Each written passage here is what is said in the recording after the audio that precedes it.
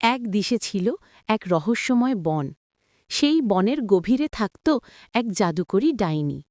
তার নাম ছিল নিশারানী। মানুষের মুখে মুখে তার অনেক ভয়ঙ্কর গল্প ছড়িয়েছিল। কেউ বলত সে অন্ধকার রাতেই আগুনের গোলা ছুঁড়ে আকাশ আলোকিত করে। আবার কেউ বলত তার চোখে তাকালে মানুষ পাথর হয়ে যায়। কিন্তু আসল সত্যি ছিল একেবারেই আলাদা। নিশারানী আসলে খারাপ ডাইনি ছিল না। সে ছিল বন ও প্রাণীদের রক্ষক।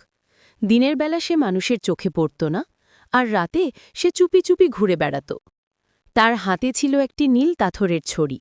সেই ছড়ি দিয়ে সে মলিন ফুলকে ফুটিয়ে তুলত, আহত পশু পাখির ব্যথা সারিয়ে দিত, আর নদীর শুকিয়ে যাওয়া জল ফিরিয়ে আনত। একদিন গ্রামে ভয়ঙ্কর খরা নেমে এলো। মাঠে ধান শুকিয়ে গেল, নদী শুকিয়ে পাথর দেখা দিল। গ্রামের মানুষরা ভেবেছিল এসব নিশারানীর অভিশাপ। তারা রাগে মশাল হাতে বনভূমিতে ঢুকে ডাইনিকে খুঁজতে লাগল। কিন্তু নিশারানী তখনই এক ছোট্ট হরিণছানাকে বাঁচাতে মন্ত্র পড়ছিল।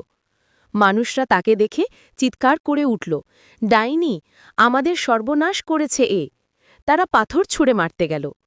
হঠাৎ আকাশ ভেঙে নেমে এলো এক ঝড়। আকাশে বিদ্যুৎ কড়কড় করে উঠল। কিন্তু মানুষের ক্ষতি না করে নিশারানী মন্ত্র দিয়ে আকাশ থেকে বৃষ্টির ধারা নামাল। মুহূর্তেই নদী ভরে উঠল, শুকনো ধানক্ষেত সবুজ হয়ে উঠল, গ্রাম জুড়ে মানুষ উল্লাসে ভেসে গেল। সেদিনের পর থেকে গ্রামের মানুষ বুঝল, যে ডাইনিকে তারা ভয় পেত সেই তাদের রক্ষকর্ত্রী।